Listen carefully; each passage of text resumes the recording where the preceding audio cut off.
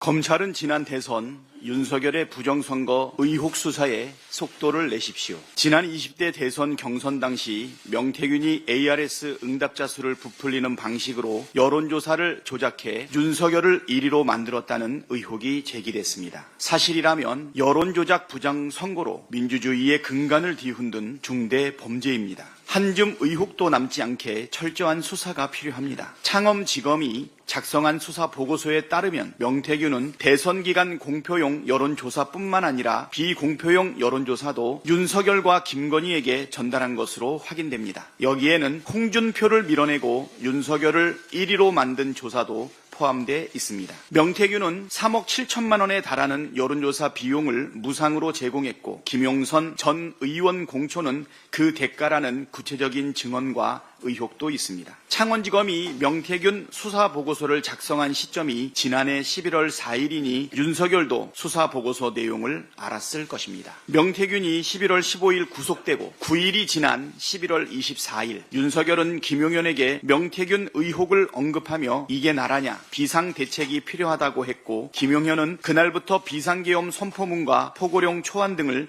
준비했습니다. 12월 2일 명태균이 자신의 휴대전화를 공개하겠다고 밝히자 다음 날인 12월 3일 윤석열은 비상계엄을 선포했습니다. 여론조작 부정선거, 공천 개입, 정치자금법 위반 등의 증거들이 공개되는 것을 막기 위해 비상계엄을 선포했다는 이야기가 나오는 이유입니다. 그러나 검찰은 보고서 작성 2달이 지난 지금까지도 윤석열과 김건희를 직접 조사하지 않았습니다. 윤석열은 그렇다 쳐도 민간인인 김건희도 조사하지 않은 이유를 납득하기 어렵습니다. 이 와중에 검찰이 휴대폰 폐기를 지시했다는 명태균의 충격적인 주장도 나왔습니다. 검찰이 윤석열의 부정선거를 비롯한 각종 불법 의혹을 덮어버리려는 속셈이 아닌지 매우 의심스럽습니다. 검찰은 지금이라도 김건희를 즉각 소환조사해서 지난 대선 당시 명태균, 윤석열의 부정선거 의혹을 철저하게 밝혀내야 합니다. 고의로 수사를 축소하거나 왜곡한다면 검찰도 수사 대상에 포함될 수 있다는 점을 분명히